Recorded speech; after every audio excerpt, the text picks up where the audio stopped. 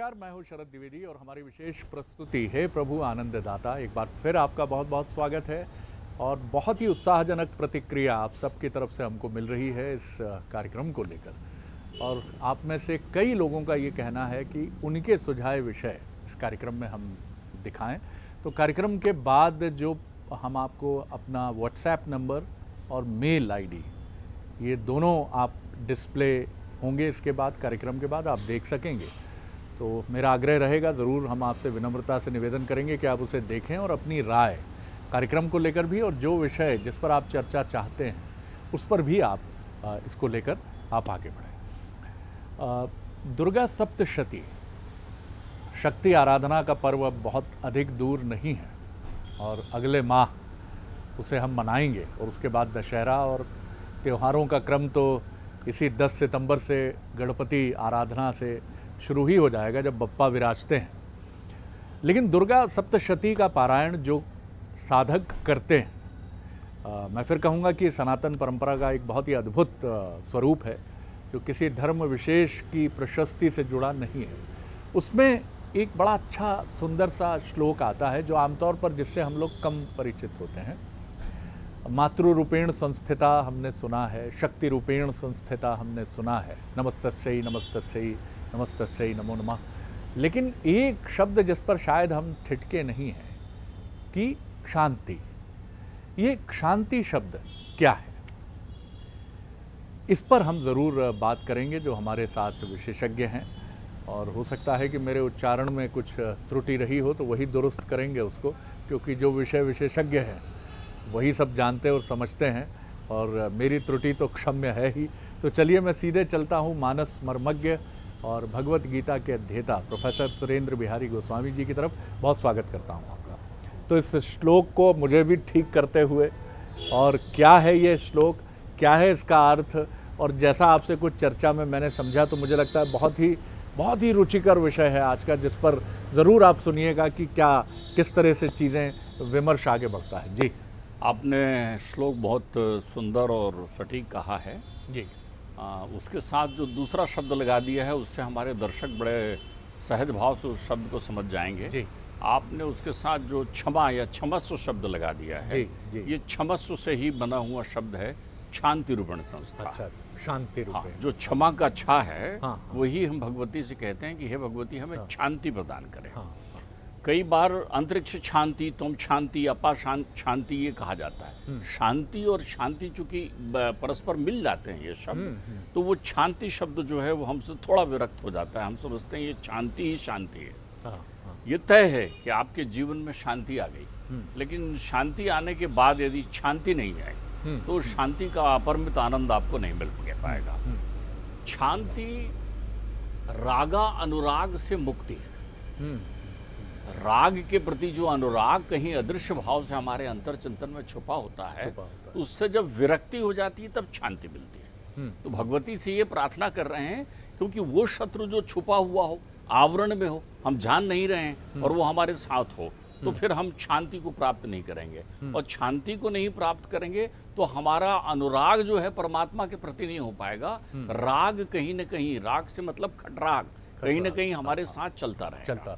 जी। अब आप एक बात और बोलचाल में ये भी समझ सकते हैं कि जब मनुष्य क्षुब्ध हो जाता है, क्षुब्ध, वो कहता है मैं बड़ा क्षुब्ध हो गया, लेकिन वो इस क्षुब्ध को अपने विस्तार से शब्दों में व्यक्त नहीं कर पाता। क्षुब्ध और दुख को एक ही चीज मान लेता है कि मैं दुखी हो गया। क्षुब्ध होना एक अलग अनुभूति है। क्षुब्ध के विरुद्ध शांति है। क्षुब्ध होने के विरुद्ध शांति है। अब आप देखिए, एक बोलचाल में अपन एक शब्द और लगाते हैं कि हमारा ईगो हर्ट हो गया है। जो आधा अधूरा बोलते हैं दोनों शब्दों में, जिनके दोनों से प्रीति आधी आधी होती है, हिंदी से भी और अंग्रेजी से भी, वो अक्सर ऐसे शब्दों का प्रयोग करते हैं कि हमारा ईगो हर्ट किया है आपने। तो ये जो हर्ट हो जाना है ईगो का, ईगो अहंकार नहीं है, ध्यान रखिए आप। ईगो अहंकार नहीं है, लेकिन अहंकार का आवरण है। कई लोग स्वाभिमान से भी मिस्टेकन करते हैं। स्वाभिमान भी नहीं है ईगो, स्वाभिमान भी, लेकिन अहंकार भी नहीं है, अभिमान भी नहीं है। ये कुछ विरक्त है, इसकी अनुभूति कुछ विरक्त है। अब इसको मैं आपको कुछ वैदिक उदाहरण से बड़ा स्पष्ट करना चाहूंगा। द्वेष भी नहीं है, ईर्ष्या भी नहीं है, अहंकार भी नहीं है, तो हम क्षुब्ध कब होते हैं?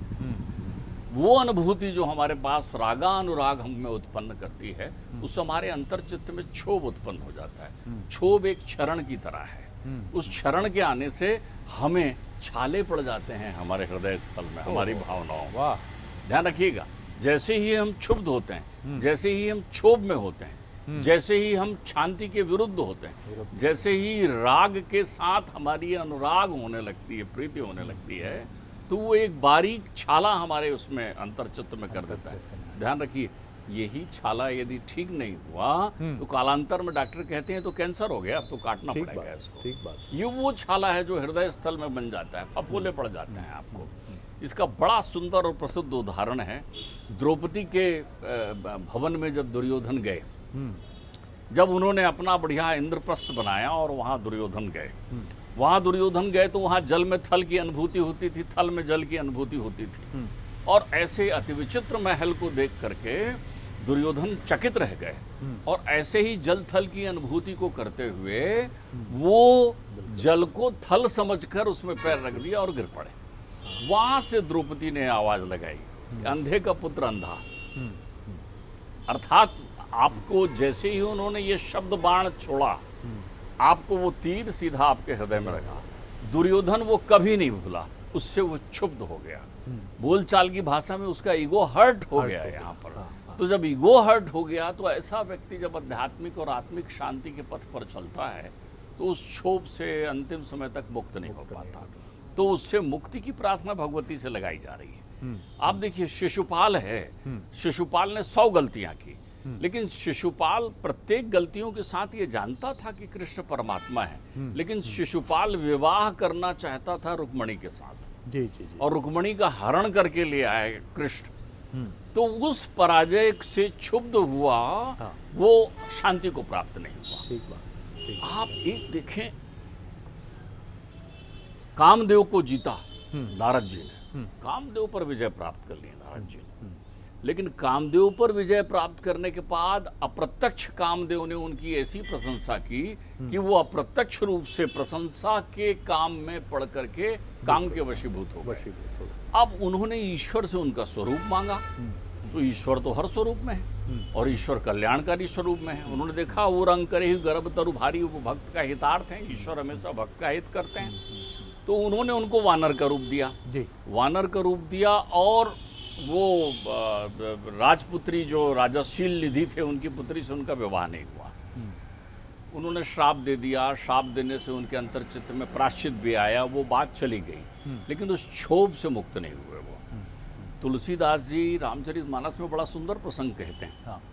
वो कहते हैं, जब वन वन भटकते हुए राम को उन्होंने देखा कि वो सीता की तलाश में वन वन भटक रहे हैं, तो उनको विस्मय हुआ कि मुझको तो कहते थे कि तुम विवाह मत करो, और खुद विवाह करके आ गए थे। हाँ। तो भैया मुझे ही विवाह करने दिया होता तो ना मैं श्राप देता, ना इनकी ऐसी स्थिति होती। हाँ। देखिए, क्षुब्ध हैं, अंदर भरा हुआ आवरण है, उनका ईगो हर्ट हुआ है, जो वो शांत नहीं हुआ है। वो स्वयं परमात्मा के पास जाते हैं। रामचरितमानस में हाँ। विश्राम करते हुए परमात्मा के दर्शन करते हैं, और उनसे हितोपदेश प्राप्त करने के साथ पूछते हैं, महाराज मुझे फिर आपने विवाह क्यों नहीं करने दिया? आप इस प्रपंच में पड़ गए हैं, तो मुझे ही विवाह करने दिया होता। परमात्मा मुस्कुराते हैं। उनका जब कारण पूछते हैं तो परमात्मा मुस्कुराते हैं, बोले मैं नहीं चाहता था कि तू ऐसे संकट का सामना करे। मैं नहीं चाहता था बहुत सुंदर कि तुम ये संकट का सामना करो। तो परमात्मा जब भी हमारा हित करना चाहते हैं, वो हमको जो प्रत्यक्षता अहित दिखाई पड़ता है। कई बार ऐसी चीजें, बहुत सारे अहंकारी लोगों को मैंने देखा है जो जीवन में बात नहीं कर रहे हैं। क्यों? ईगो हर्ट हो गया था। अच्छा, आप ये देखिए, इसमें धनवान की बात नहीं है। धनवान तो अपनी जगह है, जिनके पास धन संपदा अपरिमित में है। छोटे छोटे लोग मोहल्ले में एक दूसरे से लड़ते समय वर्षों बात नहीं करते। अरे भैया, तुम क्या इंद्र हो? तुम्हारा ऐसा कौन सा अहंकार? एक प्रश्न जो बड़ा मेरे मन में आपकी व्याख्या से बहुत सुंदर बात मन में आई है। प्रश्न ये है कि क्षोभ या मैं विक्षुब्ध हूँ, जिसके लिए अंग्रेजी में शब्द जो मुझे ध्यान आता है वो है परटर्ब। डिस्टर्ब होता है, और डिस्टर्ब से ही उपजा है शायद परटर्ब, कि विक्षुब्ध है ये। और विक्षुब्ध होना यानी ये दग्ध हृदय होना। एक ऐसा कोयला जो खूब सुलग जाता है जब, तो लगता तो ऊपर से ऐसा है कि पूरी तरह जला नहीं है, लेकिन आप जरा सा उसको छूते हैं तो अंदर राख ही राख होती है। यानी क्षोभ की अग्नि, विक्षुब्ध होने की अग्नि आपको अंदर से खोखला कर देती है। तो इससे मुक्ति के लिए मातृशक्ति से प्रार्थना, कितनी अद्भुत बात है। आपने इतना अच्छा उदाहरण दिया है शरद जी। आप एक बात समझिए, क्षोभ वो बुझी हुई अग्नि है जी, जिसकी राख गर्म होती है। आहा, वाह वाह वाह। क्षोभ वो बुझी हुई अग्नि है अब जी। बड़े बड़े साधु सन्यासी जो हैं वो सन्यास लेकर ध्यान धारणा में लगे रहते हैं, ध्यान धारणा में लगे रहते हैं।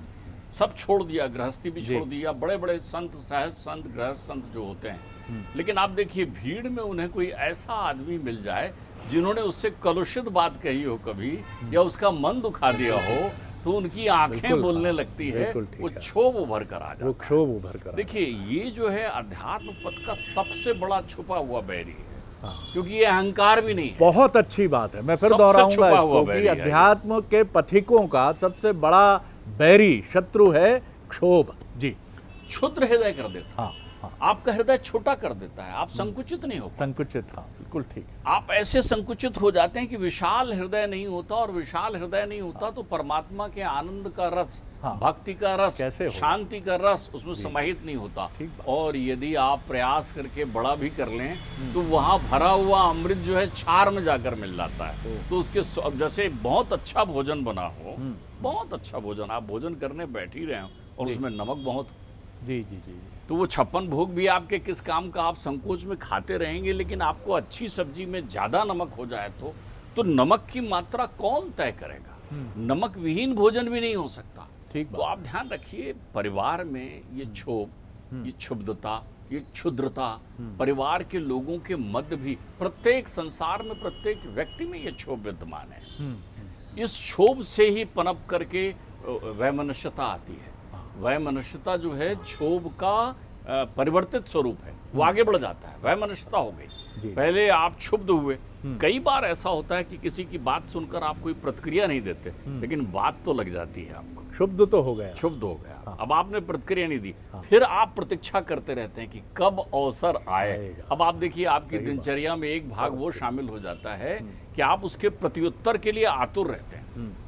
सास ने बहू को यदि कोई एक ऐसा शब्द लगा दिया, शब्द बाण छेड़ दिया, और मैं कहता हूँ कह दिया, यही सीख के आई है अपने मायके में, बहू कुछ नहीं बोलेगी, लेकिन एक उसको ऐसा लगेगा कि एक सरसराहट सी, एक तेज दौड़ गई है, दौड़ने वाली बिजली जो है संचालित हो गई। तब वो दूसरी बार तब शांति का अनुभव करेगी जब वो अपनी सास को ये उत्तर दे देगी, आपके यहाँ ऐसा होता है, मेरे यहाँ थोड़ी होता है। तो उसको लगेगा कि मैंने ये दे दिया, लेकिन नहीं, इसके साथ क्या हो गया, एक वैमनस्यता पनप। तो जितने आप सहज रहेंगे, जितने आप सरल रहेंगे, देखिए राग को अनुराग में परिवर्तित करना शांति है, राग को अनुराग में परिवर्तित करना शांति है। अनुराग में राग तो होता है, लेकिन आ लग गया ना, अर्थात वो आत्मा आनंद की अनुभूति कराने के लिए, भक्ति भक्त में पहुंचने के लिए होता है। तो जब भी आप अनुरागी हो जाएंगे तब भी आप शांति को प्राप्त कर लेंगे। लेकिन जब तक आप रागानुरागी रहेंगे, राग से आपकी प्रीति रहेगी, तो अपना हृदय विशाल करिए। जितना आपका हृदय विशाल होता चला जाएगा, जितना उतना आपका अंतर्चित्त निर्मल होता चला जाएगा। तो आपकी निर्मलता, क्षुब्ध होने की प्रक्रिया में क्या है कि ध्यान धारणा में बैठा हुआ अंतिम तक व्यक्ति, अंतिम समय तक व्यक्ति, जब आप इस लोक को पयान करके जा रहे होते हैं तो लोगों ने शिक्षा दे रखी है, देखो भैया जाते समय अपने अंतर्चित्त को शुद्ध रखो, परमात्मा की अनुभूति करो, ईश्वर के चरणों में अपना ध्यान लगाओ।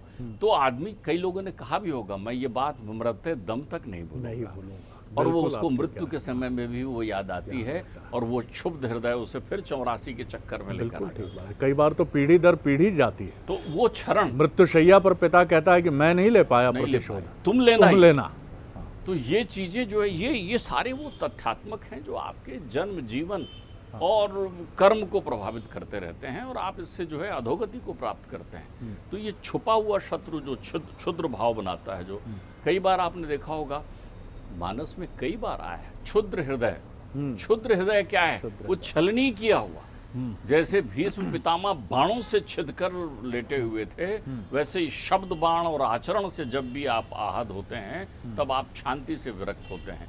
इसलिए भगवती से, प्रकृति तत्व से कहा गया है कि मेरी बुद्धि, मेरा चित्त, मेरा अंतर्मन ऐसा बनाओ भगवती कि मुझे किसी की बात बुरी ना लगे। जब भी आप बुरा लगना भूल जाते हैं, कोई कुछ कहे बुरा लगना भूल गए, नहीं लगता बुरा। बहुत सारे लोग शब्दों से तो कहते हैं अरे साहब मुझे किसी बात का बुरा नहीं लगता, लेकिन आपका अंतर्चित्त तो क्षुब्ध हो जाता है ना। तो आप ये देखिए कि आपको अगर परम गति के पथिक आप हो रहे हैं, यदि आपका अंतर्चित्त आह्लादित हो गया है, आनंद की वर्षा सुनिश्चित करना चाहते हैं, तो आप देख लीजिए, बोलना नहीं है, करना है। क्या आपको किसी की बातें बुरी लगना बंद हो गई? तो जिस पल आपको बुरी लगना बातें बंद हो जाए, उस पल आप समझ लीजिए कि अंदर के वो छाले ठीक होने लगे हैं। जिस पल उसके मिलने पर आपको उतना ही सहृदयता का प्रेम आए, उतना ही वात्सल्य उभरे। बहुत सुंदर बात है। इसके लिए हमारे यहाँ बनी है, बीती ता ही विसार दे, आगे बीती ता ही विसार दे, आगे की सुधि ले।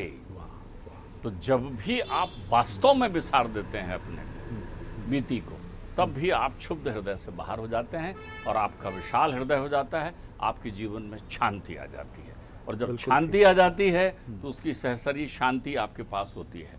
ध्यान रखिए, ये बहुत बारीक बात कह रहा हूँ।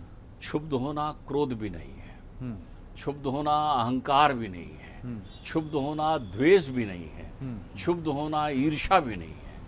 क्षुब्ध होना क्षुद्र हो जाना है। वाह! और क्षुद्र कहाँ? बहुत सुंदर बात है, बहुत सुंदर बात है। क्षुद्र कहाँ? क्षुद्रता से ही छिद्रता आ जाती है। फिर वो पात्र आपका फट गया। वाह!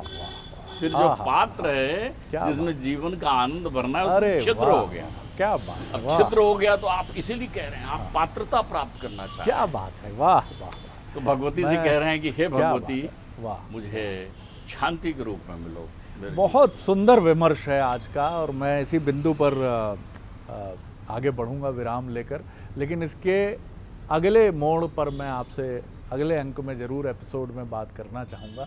कितनी सुंदर बात है, कितना सुंदर विमर्श का कोना हम पकड़ पाए, जो कंक्लूड करते हुए प्रोफेसर गोस्वामी ने हमसे कहा कि क्षुब्ध होना क्षुद्र होना है, छोटा होना है, और छोटा व्यक्ति छिद्रान्वेषी होता है। वो जगह जगह रुग्णता देखता है, बीमारी देखता है, कष्ट देखता है, आलोचना में जाता है। यानी पहले तो आप क्षुद्र हुए, नीचे गिरे, और नीचे गिरने के बाद निंदा अनुरागी हो गए, निंदा प्रिय हो गए। आप चारों तरफ आपको निंदा ही दिखती है। और माफ़ कीजिएगा, ऐसे लोग जगत में बड़ी संख्या में है सर। उनसे पूछ लीजिए देश कैसा चल रहा है, अरे क्या बात कर रहे हैं साहब। ऑफिस कैसा चल रहा है, अरे क्या बात कर रहे हैं साहब। ये साहब कैसे हैं, अरे लानत भेजिए उन पर। इसका मतलब है कि आप लंबे समय से क्षुब्ध रहे हैं, आपका हृदय जो है वो ऐसे कष्टप्रद छालों से भरा हुआ है। तो भैया इससे मुक्त होइए। जैसा बहुत कितनी सुंदर प्रार्थना हम मातृशक्ति से, प्रकृति रूपी मातृशक्ति से करते हैं कि शांति रूपेण संस्थिता नमस्तस्यै नमस्तस्यै नमस्तस्यै। और ये क्षुब्ध तो मैं आज समझ पाया कि क्षुब्ध होना सबसे कष्टप्रद जीवन का मोड़ है भैया। अगर आप इसमें गए तो पता नहीं आपका मूल चरित्र क्या से क्या हो जाएगा। क्योंकि जो लोग अध्यात्म की दुनिया के पथिक हैं वो भी क्षुब्ध हुए तो कहीं श्राप हुआ, कहीं महाभारत हुआ, और न जाने क्या क्या हुआ। तो इससे मुक्त रहिए। अगले एपिसोड में एक और नए विषय और इसी से जुड़े हुए किसी विषय को लेकर हम आगे बढ़ेंगे। और वो क्षमा हो सकता है कि क्षमा बड़न को चाहिए, छोटन को उत्पात, क्यों कहा गया है ये, इस पर हम ज़रूर चर्चा करना चाहेंगे। फिलहाल मुझे अनुमति दीजिए। नमस्कार, बहुत धन्यवाद प्रोफेसर गोस्वामी। नमस्कार।